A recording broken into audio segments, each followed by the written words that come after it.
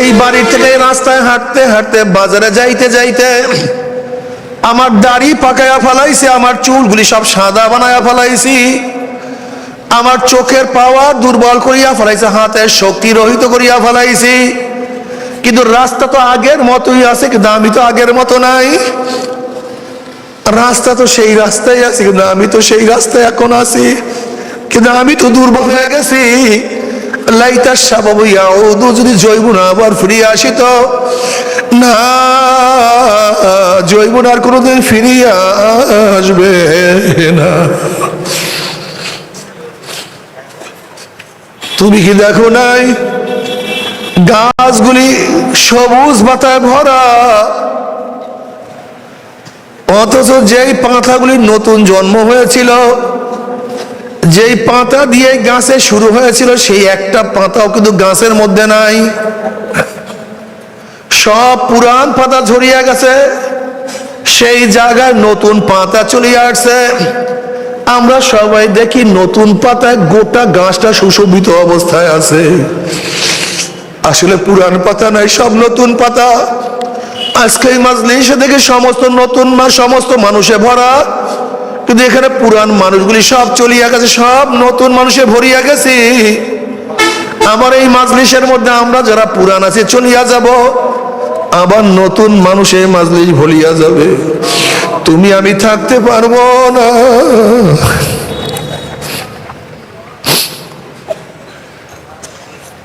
দুনিয়া থাকার জায়গা না, কেউ থাকতে পারে না, তুমি আমিও দুনিয়াতে থাকতে পারবো না।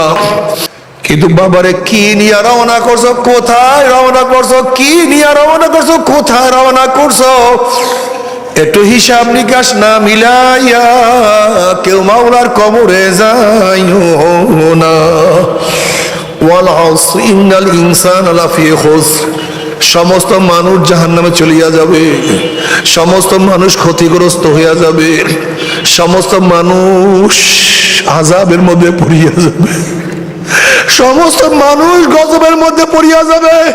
বাদশাহ হারুন আর রশিদের জমানায় এক পাগলা ছিল, বাহালুল পাগলা, আল্লাহর ওলি।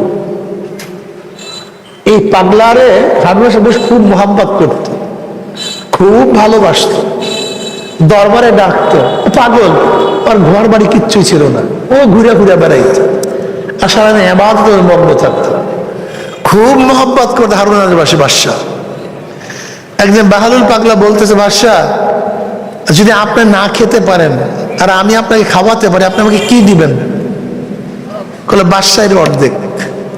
কারণটা কি বলেন তো? যদি খাইতে না পারে কয়েকদিন পর ফুটুস, বাদশাহিটা করবে কি?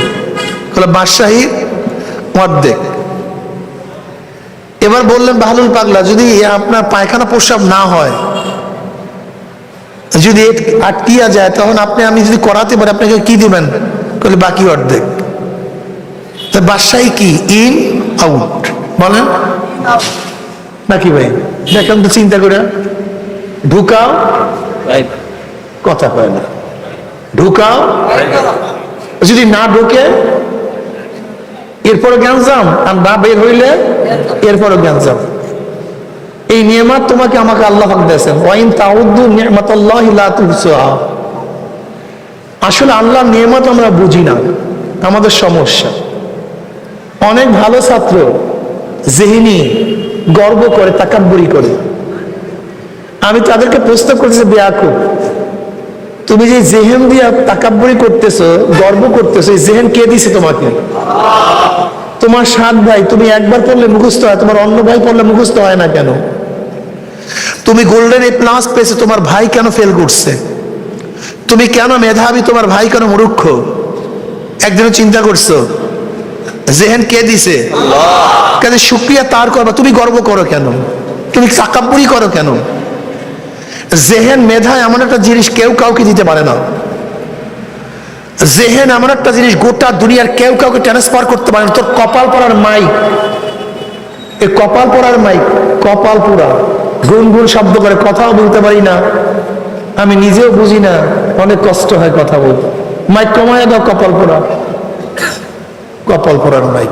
ফিটিং করতে জানে না, সিটিং করতে জানে না, মাইক চালায়।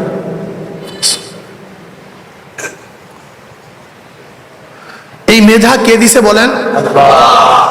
যে ড্রাইভার মালিকের সন্তানকে নিয়ে যায়, সেই মালিকের সন্তান ফেল, ড্রাইভারের ছেলে ফার্স্ট ক্লাস ফার্স্ট।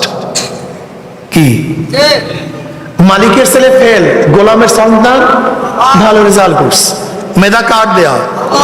তুমি তাকাব্বুরি করো কেন? এটা তোমার না, এটা তোমার কিচ্ছু না।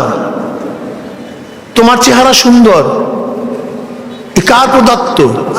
তা তুমি তাকাব্বুরি করো কেন?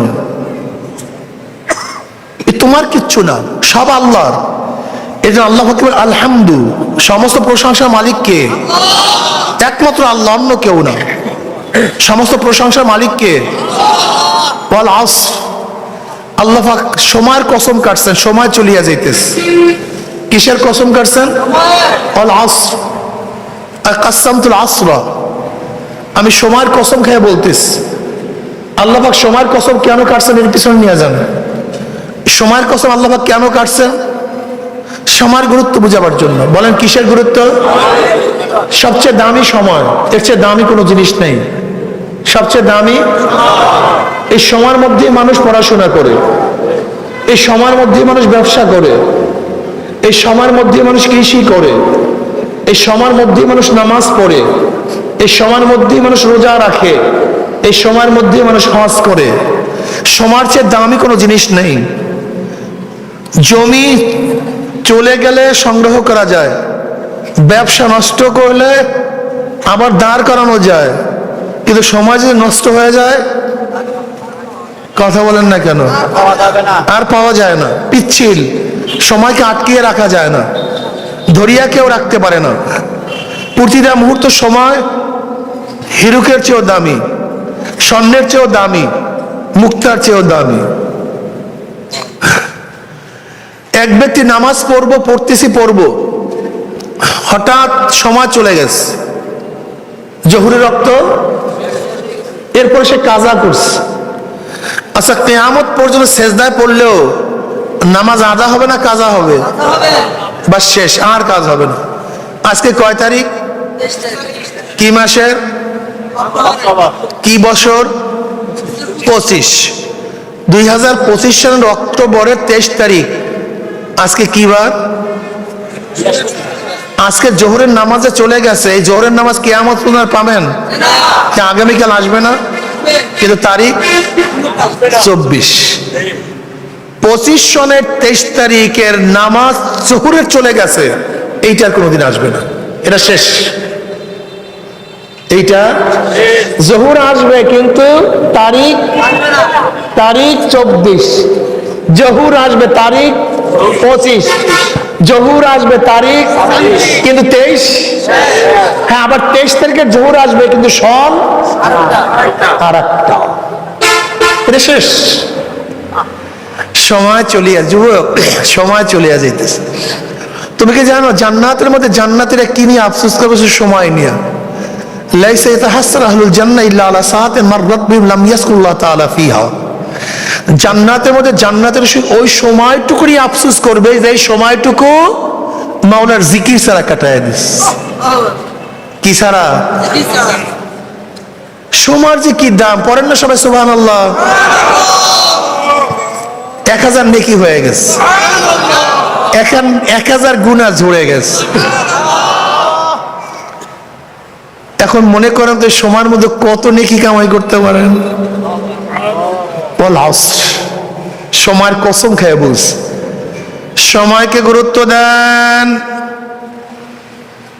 সময় মতো ফসল লাগাইলে ফসল হয়, সময় ছাড়া ফসল লাগাইলে কথা কয় না। সময় মতো নামাজ পড়লে নামাজ হয়, সময় ছাড়া নামাজ পড়লে নামাজ।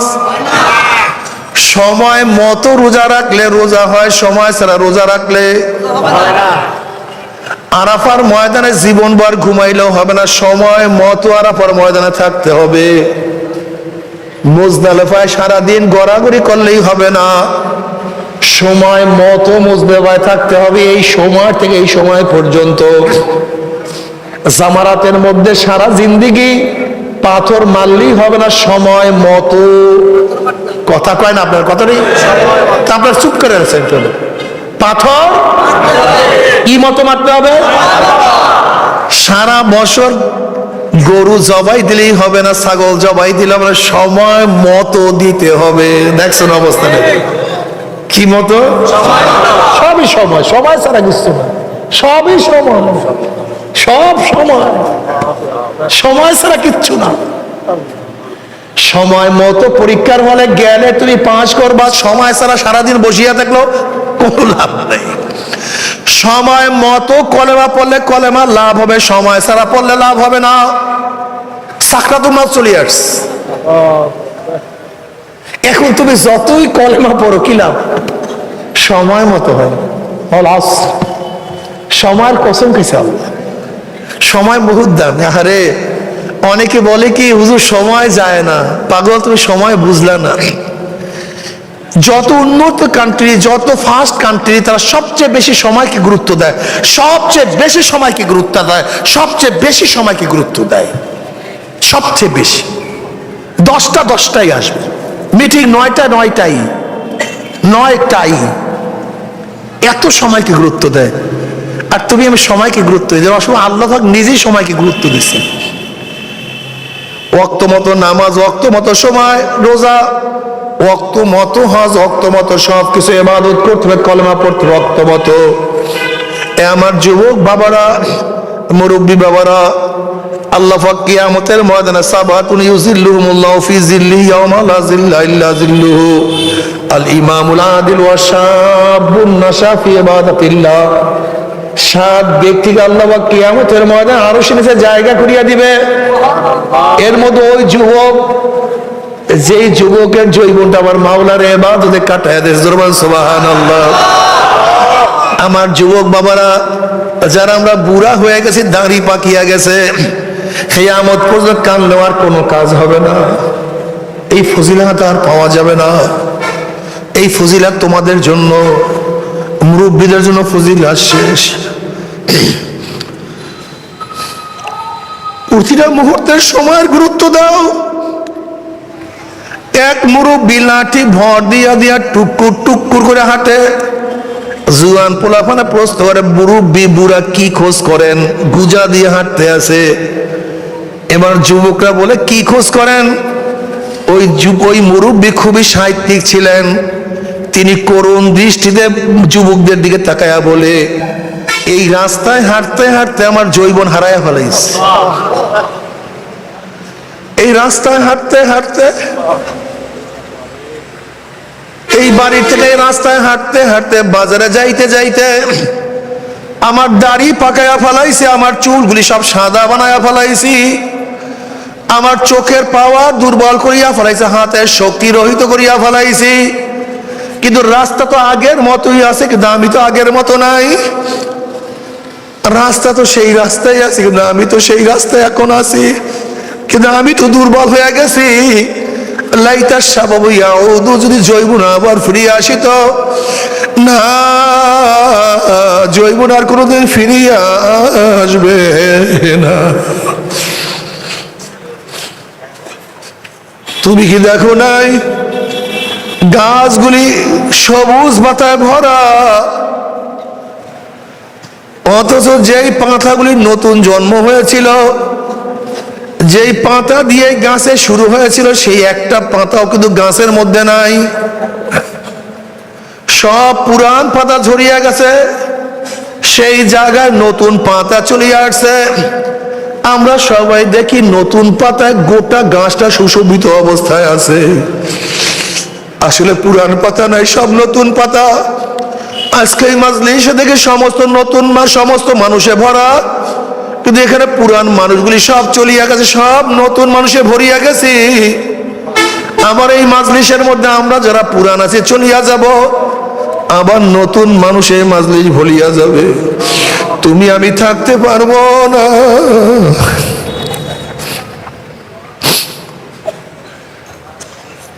দুনিয়া থাকার জায়গা না, কেউ থাকতে পারে না, তুমি আমিও দুনিয়াতে থাকতে পারবো না।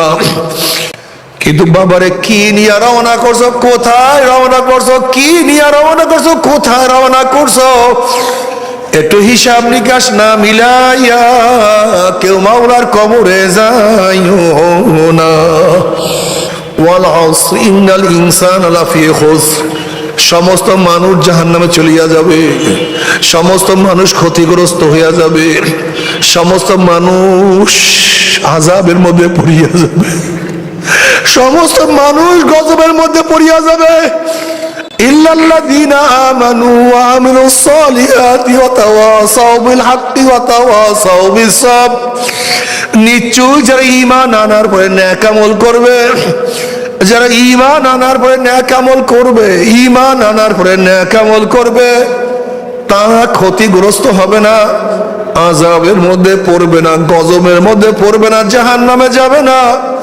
যারা ঈমান আনার পরে নেক আমল করবে তাদের মওত ঈমানের সাথে হয়ে যাবে। যারা ঈমান আনার পরে নেক আমল করবে, ইল্লাল্লাযীনা আমানু ওয়া আমিলুস সালিহাত,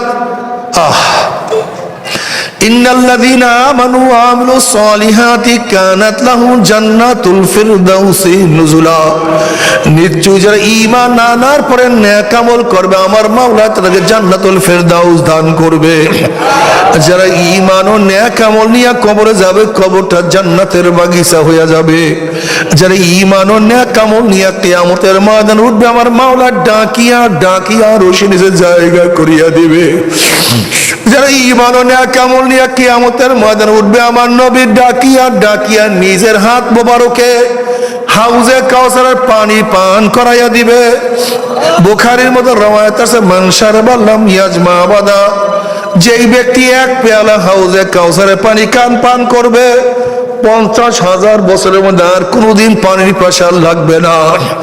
আল্লাহ তোমার নবীর হাত মোবারকে এক পেয়ালা হাউজে কাউসারের পানি পানের ব্যবস্থা করিও। যারা ঈমান নেক আমল নিয়ে মিজানে উঠবে তাদের নেকের পাল্লা ওজন হইয়া যাবে।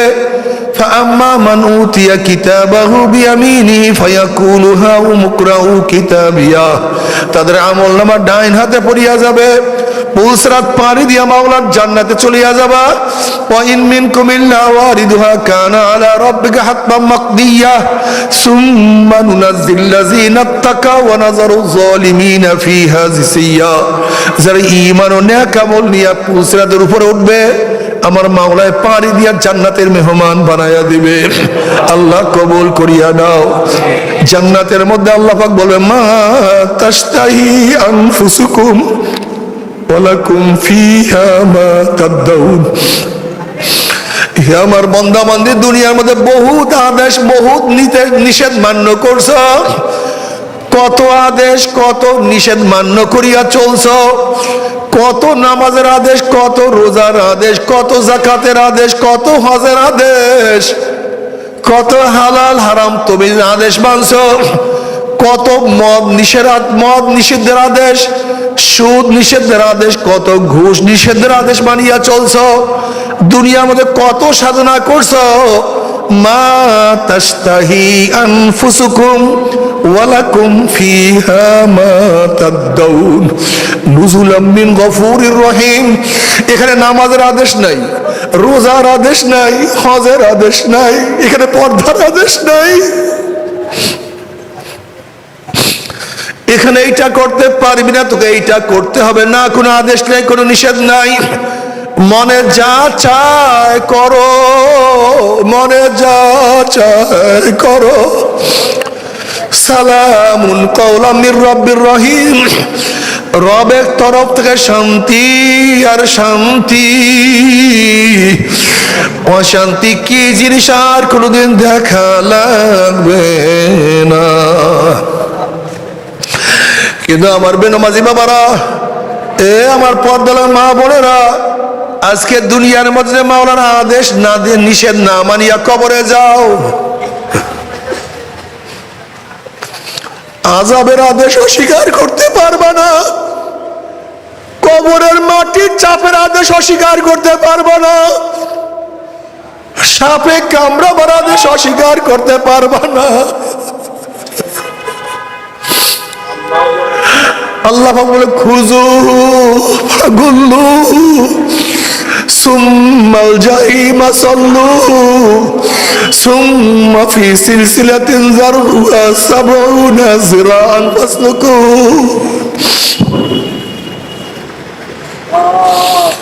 আল্লাহ পাকের এই আদেশ অমান্য করতে পারবে না। আল্লাহ পাক বলবে, ফেরেশতারা নাফরমানকে ধর, এই নাফরমানকে বান দিয়া ফেলা, এই আদেশ দেবে আল্লাহ পাক। অমনি একদল ফেরেশতারা 70 গজ লম্বা লম্বা গুড়ের শিকল দিয়া নাফরমানকে বান দিয়া ফেলাইবে। যেরকম কুকুরের পার মধ্যে রশি লাগাইয়া টানতে টানতে কুয়ার মধ্যে ফালাইয়া দেয়, এইভাবে নাফরমানের হাত পার মধ্যে জাহান্নামের শিকল লাগাইয়া টানা শুরু করবে। কত বাবা দেখবে ছেলেকে টানিয়া নিয়ে যায়, কত ছেলে দেখবে বাবাকে টানিয়া নিয়ে যায়। যেরকম নবী নূহ আলাইহিস সালাতু ওয়াস সালাম দেখবে তার ছেলেকে টানিয়া নিয়ে যায়, নবী ইব্রাহিম আলাইহিস সালাতু ওয়াস সালাম দেখবে তার বাবাকে টানিয়া নিয়ে যায়, আসিয়া আলাইহিস সালাতু ওয়াস সালাম দেখবে তার স্বামীকে টানিয়া নিয়ে যায়, লূত আলাইহিস সালাতু ওয়াস সালাম দেখবে তার স্ত্রীকে টানিয়া নিয়ে যায়। বাবা,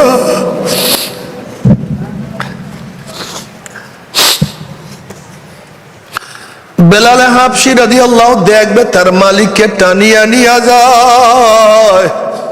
আল্লাহ তুই আমাদের সবাইকে মাফ করিয়া দাও। কত ভাই দেখবে ভাইকে টানিয়া নিয়ে যায়, কত বন্ধু দেখবে বন্ধুকে টানিয়া নিয়ে যায়। বন্ধু নামাজ পড়তো কিন্তু আর এক বন্ধু নামাজ পড়তো না। এক বন্ধু হালাল হারাম তমিজ করিয়া খাইতো, আর এক বন্ধু হালাল হারাম তমিজ করিয়া খাইতো না। বড় ওই নামাজি বন্ধুকে বেনামাজি বন্ধু কত টিটকারি ফাজলামি করতো। কিয়ামতের ময়দানে দেখবে ওই বন্ধু বেনামাজি বন্ধুর হাত পার মধ্যে জাহান্নামের শিকল লাগানো। ফাসাউফা তারা ইযিন কাশাফাল গুবারু পারাসুনতা কাছে কামে মারু। অন্ধকার পরিষ্কার হয়ে গেলে দেখতে পারবা অবস্থার কোথায়। বাবারে নামাজ কাজা করিও না, রোজা সারিও না রে বাবা। ও আমার মা বোনেরা বেপরদা হইও না। সামনে এমন এক অবস্থা আসতেছে খুবই কঠিন। ইয়াউমা ইয়াফিরুল মারউ মিন আখিহি ওয়া উম্মিহি ওয়া আবিহি ওয়া সাহিবাতিহি ওয়া বানি। এমন একদিন আসতে আছে যেদিন আপন ভাই ভাইয়ের পরিচয় দেবে না, বাবা ছেলের পরিচয় দেবে না, ছেলে বাবার পরিচয় দেবে না, মা ছেলেকে সাহায্য করবে না, ছেলে মাকে সাহায্য করবে না। ওয়াকুলু ইব্রাহিম খলিলুল্লাহি নাফসি নাফসি, মুসা কালিমুল্লাহি নাফসি নাফসি। সমস্ত নবীরা বলবে মাওলা আমাকে বাঁচাও, আমাকে বাঁচাও, আমাকে বাঁচাও। হুশ নাই, খবর নাই। আল্লাহ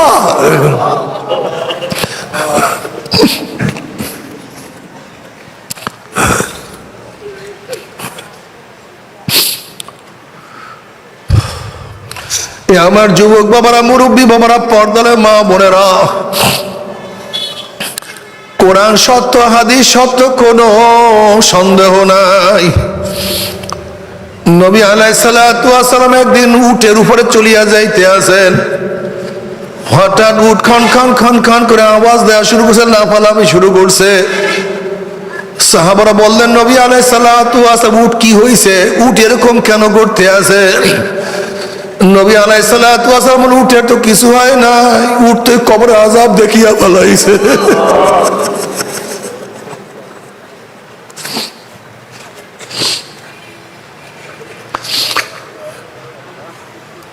আমার যুবক বাবারা, মুরব্বী বাবারা, মাত্র কয়েকটা দিন তুমি কেন দেখো না যারা ইবাদত করে তুমি ইবাদত করো না, যারা ইবাদত করে তাদের তো কোনো ক্ষতি হইল না, আর তুমি ইবাদত করে তোমার তো কোনো লাভ নাই, শুধু ক্ষতি আর ক্ষতি, ধ্বংস আর ধ্বংস আর ধ্বংস আর ধ্বংস। এমন ধ্বংসের মধ্যে পড়িয়া যাবো সেখান থেকে আর বের হইতে পারবা না রে বাবা। তবে মুমিন মুসলমান বলতে সবাইরই মনে চায় গুনার থেকে ফিরিয়া নেক আমল করিয়া মাওলার জান্নাতে, কিন্তু সবাইরই যাইতে মনে চায়। গুনাহ নিয়া মাওলার জাহান্নামে কাউরি কিন্তু যাইতে মনে চায় না। কিন্তু কেনই বা আমরা নেক আমল করতে পারি না, কেনই বা গুনার কাম ছাড়তে পারি না? এর মূল কারণ হলো আপনার এবং আমার পেছন নফস এবং শয়তান লাগিয়া রইছে। এই নফস এবং শয়তান থেকে ফেরার জন্য যে কোনো একজন হক্কানি আল্লাহর ওলির হাতে হাত দিতে হবে রে বাবা। খবরদার, বর্তমান জমানায় পীর মুরিদের নামে ভেজাল, ব্যবসা, দলাদলি, হিংসা, হাসাদে পরিণত হয়ে গেছে। সমস্ত আল্লাহর ওলির একমত, যেই পীরের 5 জন মুরিদের মধ্যে কম পক্ষে 3 জনকে দেখবেন আলহামদুলিল্লাহ সুন্নাত মুআফিক আমল আখলাক মজবুত হয়ে যাইতে আছে, গুনার কাম ছাড়তে আছে, নেকের আমল ধরতে আছে, কলব নরম হইয়া চোখে পানি আসতে আছে। বৃক্ষতর নাম কি, ফলে পরিচয়? আমি চরমোনাই বুঝি না, চরমোনার দাওয়াত প্রশংসা প্রচার প্রসার করার জন্য আসেনি রে বাবা। চরমোনাই যাওয়ার তোমার কোনো দরকার নাই, কোনো দরকার নাই, কোনো দরকার নাই। তুমি যার কাছে গিয়া পারো গুনার কাম ছাড়ো, নেকের আমল ধরো, কলব নরম করিয়া চোখে পানি নিয়া মাওলার কবরে যাইও। যেরকম দুনিয়ার ঘরে আগুন লাগলে পানি ছাড়া নিভানো যায় না, ঠিক তদ্রুপ তোমার এবং আমার গুনার দ্বারা যে জাহান্নামের আগুন জ্বলিয়া রইছে, চোখের পানিও ছাড়া কিন্তু জাহান্নামের আগুন নিবানো সম্ভব না। কাজী আমার জন্য দোয়া চাই, আমিও দোয়া করি, সবাই সবার জন্য প্রাণ খুলিয়া দোয়া করেন, যেন কিয়ামতের ময়দানে গলাগুলি বাঁধিয়া মাওলা একসাথে জান্নাতে যাওয়ার তৌফিক দিয়া নেয়। আল্লাহুম্মা আমিন, আল্লাহুম্মা আমিন। ও আমার পর্দালা মা বোনেরা, 2 হাত তুলিয়া মাওলার দরবারে কান্দো আর মাওলার কাছে মাপ চা। আল্লাহ আল্লাহ কতিপয় গুনাহগার বান্দা গুনার বোঝা মাথায় নিয়া আপনার শাহী দরবারে হাত তুললাম রে মাওলা। দয়া করে মায়া করে আপনি আমাদের জিন্দেগির সমস্ত গুনাহ খাতা মাফ করে দেন। আল্লাহ মাফ করবিনি না, ক্ষমা করবিনি না, তাহলে আপনার বন্দারা এত কষ্ট করি এখানে কেন আসছে রে মালিক? আমরা রিলিফ নেওয়ার জন্য আসি নাই, কম্বল পাওয়ার জন্য আসি নাই। কেউ নামাজ কাজা করিয়া ফলাইছি, কেউ রোজা সারিয়া দিছি, কেউ বেপরদা কর্মের মধ্যে লিপ্ত হইয়া গেছে, কেউ হারাম কবিরা গুনাহ করিয়া ফলাইছি। আল্লাহ আমরা জাহান্নামের কাজ করিয়া ফলাইছি। আল্লাহ জাহান্নামের খাতার থেকে আমাদের নামটা কাটিয়া দাও। আল্লাহ জাহান্নামের খাতার থেকে আমাদের নামটা কাটিয়া দাও।